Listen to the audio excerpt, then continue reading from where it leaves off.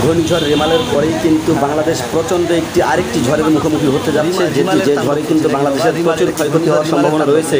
ইতিমধ্যে কিন্তু আপনারা দেখতে পারতেছেন যে ঝড়টি কীরকম পরিমাণে হচ্ছে, যে বাংলাদেশ কিন্তু আরেকটি নতুন ঝড়ের মুখোমুখি হতে যাচ্ছে, যেটি হচ্ছে পাকিস্তান নামকরণ করে দিয়েছে নতুন আরেকটি ঝড়। যে ঝড়টি আমাদের কুড়িগ্রাম থেকেই অলরেডি শুরু হয়ে গেছে।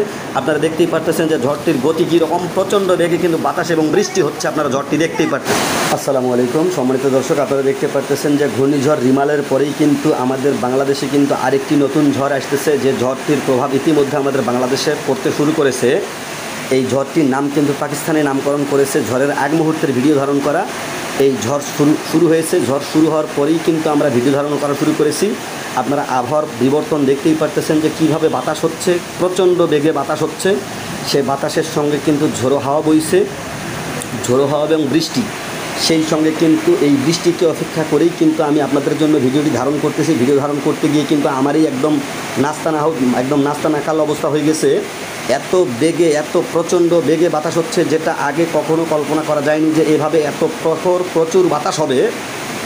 যেটি আমার মনে হচ্ছে যে রিমালের থেকেও প্রচুর বেগে কোনো ধেয়ে আসছে কোনো ঝড়, যেটি আপনারা দেখতেই পারতেছেন যে ঝড়ের গতি দেখতে পারতেছেন, বাতাসের গতি আপনারা দেখতে পারতেছেন যে দিনের বেলা আসলেই কিন্তু এরকম মানে অনাকাঙ্ক্ষিত একটি ঝড় হচ্ছে, যে ঝড়টি আসলে অকল্পনীয় একটি ঝড় হচ্ছে। এত প্রখর ঝড় কিন্তু ইতিপূর্বে আমার চোখে এভাবে পড়েনি।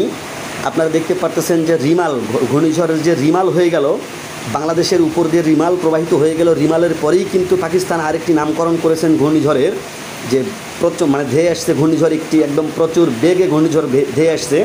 সেই ঘূর্ণিঝড়ের চিত্র আপনাদেরকে দেখানোর চেষ্টা করতেছি আমরা। আপনারা দেখতেই পারতেছেন যে নারিকেল গাছ থেকে শুরু করে প্রত্যেকটি গাছ কিন্তু বাতাসে হেলে দুলে পড়তেছে, এবং এই বাতাসের কারণে কিন্তু আমার মনে হচ্ছে যে আমাদের কুড়িগ্রাম জেলায় কিন্তু প্রচুর ক্ষয়ক্ষতির পরিমাণ বেড়ে গিয়েছে। একদম মানে ক্ষতির পরিমাণ এত পরিমাণে বৃদ্ধি পাবে, এটা হচ্ছে অকল্পনীয় হারে।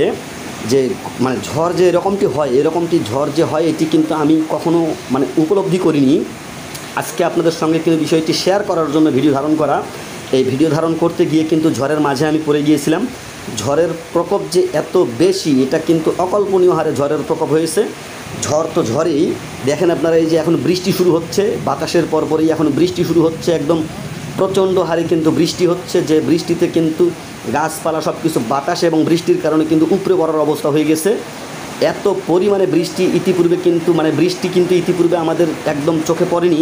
আর এখন কিন্তু ঝড়ের যে বেগটা আমরা পাচ্ছি, ঝড় এবং বৃষ্টি বাতাস এত পরিমাণে হচ্ছে, মানে অকল্পনীয়। যে ঝড় তো ঝড়ই হয় আসলেই, এটা আসলে কিন্তু আপনারা না দেখলে বুঝতে পারবেন না। আসলে সাংবাদিকরা যে মাঠে গিয়ে সংবাদ সংগ্রহ করতে গিয়ে কিন্তু তাদেরকে অনেক ঝুঁকির মধ্যে পড়তে হয়। আপনারা দেখতে পাচ্ছেন বৃষ্টি কী পরিমাণ হচ্ছে ভাই, একদম অকল্পনীয় বৃষ্টি হচ্ছে। কিন্তু বাতাস এবং বৃষ্টিতে কিন্তু ক্যামেরা ভিজে যাচ্ছে।